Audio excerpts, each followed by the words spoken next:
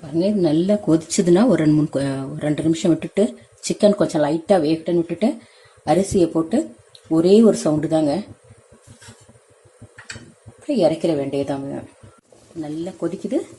இப்போ இந்த அரிசியை போட்டுற வேண்டியதாங்க.